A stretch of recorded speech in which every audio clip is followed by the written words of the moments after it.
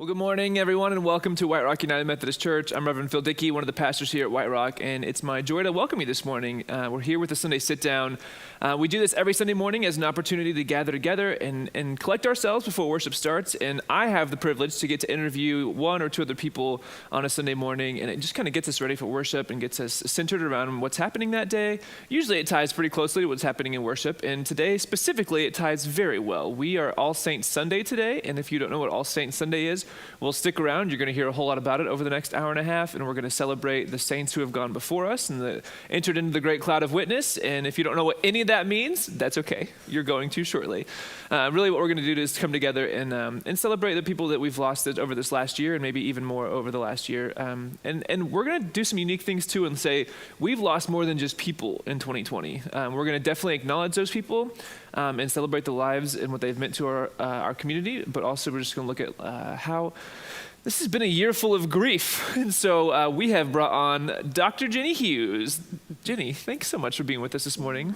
Thank you for having me. Jenny is on our leadership team here at the church, and she is a good doctor, the right doctor here. And I'm going to let you explain exactly what that means for you being a doctor, because I don't fully know. I know it's in psychology, and that you have this lovely book here with you too, and that makes me feel like it's really important. Like that you brought props for the sit down, which I really appreciate. Really so. With that. So Jenny, again, sits on our leadership team, and we turn to her often in times where we're figuring out grief and figuring out what do we do with a lot of the things that are happening in the world. And like I said, there's a whole lot happening in the world this year, right? And there's a lot to be mourning. There's a lot of grief that's happening. When we talked, leading up to this, we talked about this idea of compounded grief, and that there's just so many things happening. All Saints Sunday, I'm learning, is a really important and special Sunday in this church. And so before we dive into all that, though, why don't you want to introduce yourself to those who are joining us this morning and just kind of give us your background? Yeah, I can do that. So I'm a clinical psychologist, and I'm also a public health researcher, so I kind of wear slightly different hats in the worlds in which I work. But coming to this conversation this morning, I'm also somebody who's experienced a really big loss fairly recently in my life, and this church actually really supported me through that. So my fiance, Christopher Bell, passed away back in June of 2019, and so this Sunday last year was so important for me and my family. And my family came, my friends came, and I got to light a candle to remember Chris. And so when you and Rebecca approached me about coming to be part of this morning, I was really excited because I do think that this Sunday in this church is really a special Sunday. And I look forward today to seeing how we're able to do that and give some space to people to honor those that they've lost this year and before this year as well. The prop that I brought is the book that we will be using for a class that we're starting this afternoon that I think you and I will talk about in a little bit. But this particular book is called Anxiety, the Missing Stage of Grief. And I know many people are familiar with the grief model, the Kubler-Ross model. You remember that one? 5 stages of grief. 5 stages, How many do you remember? I'll quick quiz you. 0. I just remember that I listened to a podcast on Brene Brown where there was a guy on there adding a 6th phase to it. Yes, that's David Kessler. He added meaning making as the 6th stage, and he worked with Kubler-Ross, so we like him. That was a good one to add. I thought it was a fantastic podcast, and I thought this is really good stuff. But honestly, you put me on the spot here, and I don't remember what order they go in whatsoever. And I was going to look this up before we started, and clearly I did not. The order doesn't matter, actually. Okay. That's the beautiful part. Yeah. So Kubler-Ross talked about denial, bargaining, anger, sadness, and acceptance as being like the 5 stages of grief. Now, originally that was actually developed, so she's a physician, and she developed that to be the 5 stages of people who are dealing with their own pending death. So like getting a diagnosis where you found out you were going to die. Those were the 5 stages people seem to go through. Then she found it was kind of helpful with thinking about grief too, and then it just exploded. And our culture loves a model. And we love steps, and we love stages, and we like to check boxes, right? Sure. So it became very much treated as this like linear model that people go through and can kind of check the box and say, well, right now I'm in anger, so sadness is coming, It doesn't really work that way. And we found that really it's best thought of as those are some of the emotions that you go through with grief. David Kessler, who worked with her for a long time, added meaning making. Right.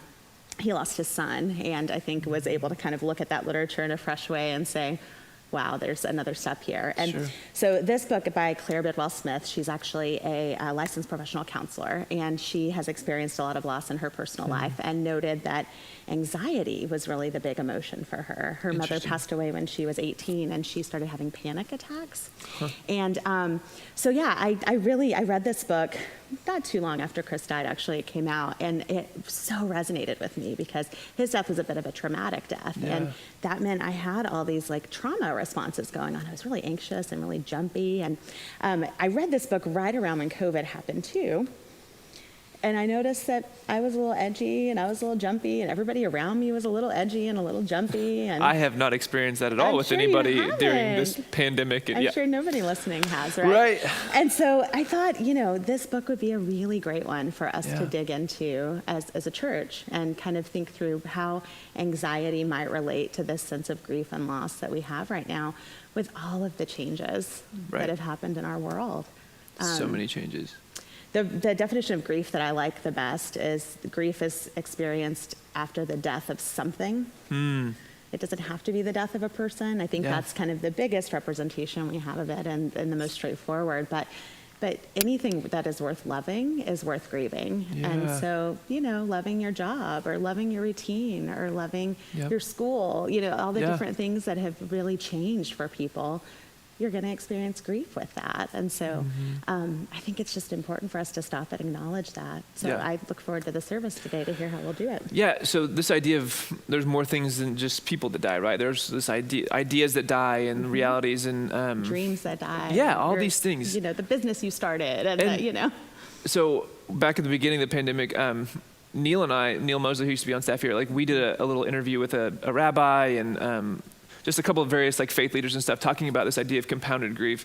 And this is what we were seeing, right, was that not only are we mourning and are we grieving over the things that have been lost, and some of it is our family members and our friends, people that have literally died from this, but also all these other aspects of it. And then where we as faith communities typically step in with these rituals and these acts that we do to try to help individuals and us as a community deal with this grief, we're actually having to mourn the fact that we can't even do that either, right? Because we can't come into this space where we typically come together and walk down the aisle and light a candle like we do year after year after year. And so this idea of compounded grief, it's just so much more to deal with and to struggle with. And as much as I hate Zoom, it's just not the same as being able to hug my friend or my family member or whoever's just in a tough spot and or me, I just want to hug, I just want to hug somebody. And so are you seeing more of this kind of the effects of compounded grief being different than what it was before because we've lost a lot of these rituals and abilities to do this? Oh, I totally think so. And, I spent a lot of time kind of in the grief world, both personally and as a professional now. And as a professional kind of approach, we've tried to think through ways that people can create some of their own new rituals in this time.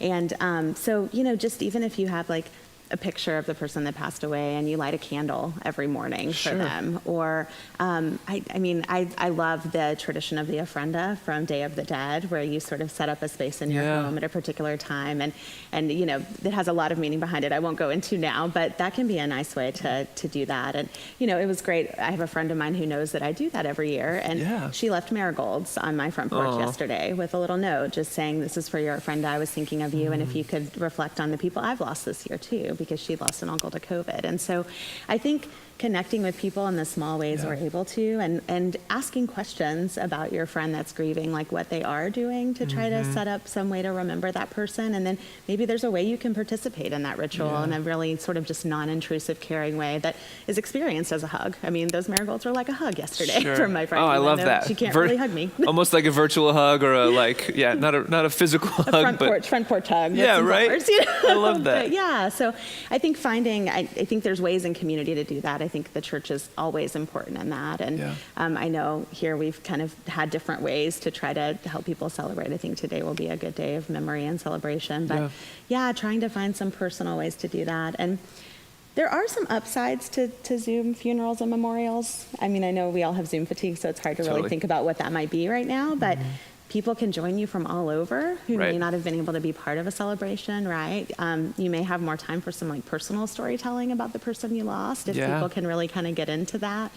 Yeah, I mean, I think there's some upsides to it That's if we can stop and find them. already making the positive out of a really terrible situation, right? Like, Yeah. and that's what we have to do in the midst of this, right? I love the idea of creating new rituals.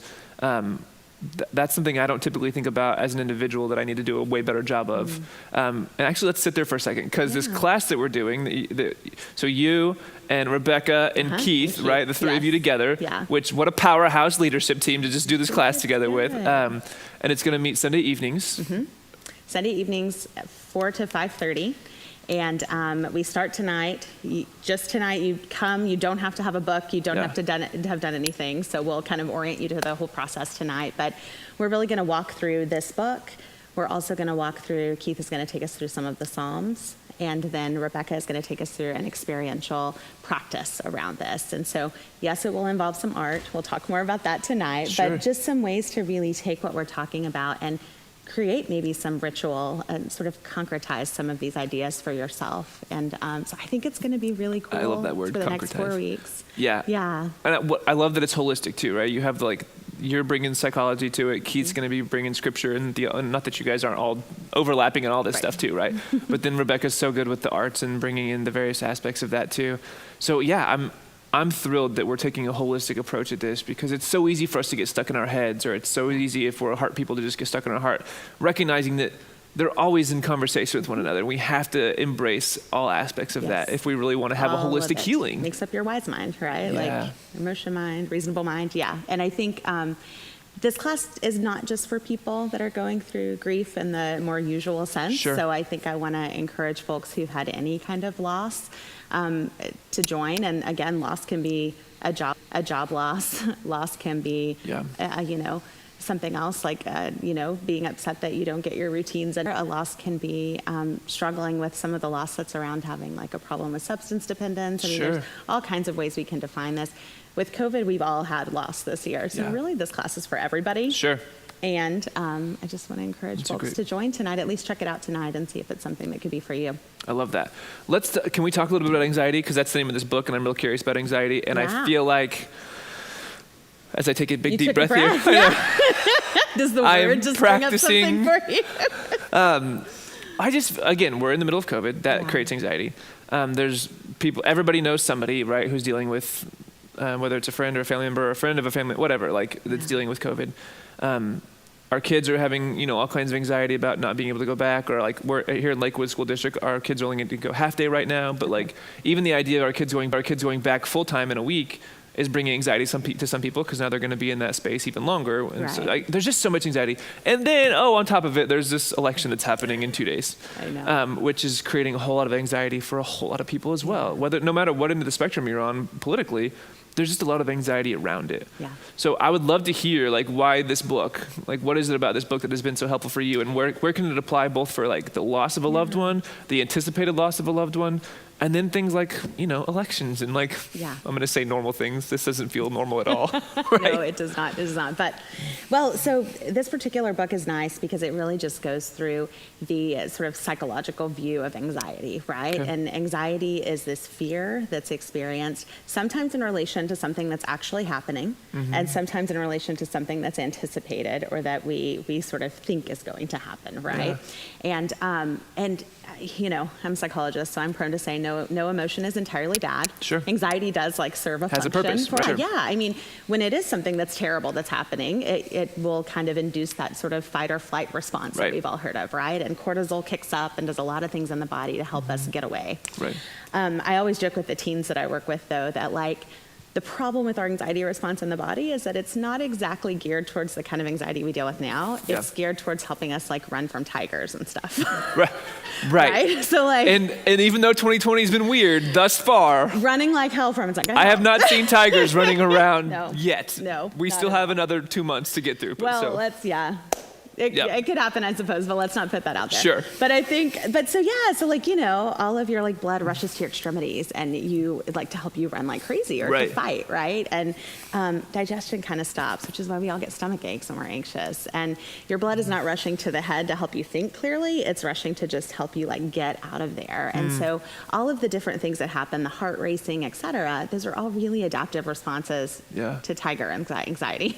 But not to the kind we have. And so I think what we're seeing now with this like long-term anxiety we're all experiencing with COVID is that our systems are getting just so taxed because cortisol being up that high for so long really has implications and it impacts your memory, your concentration.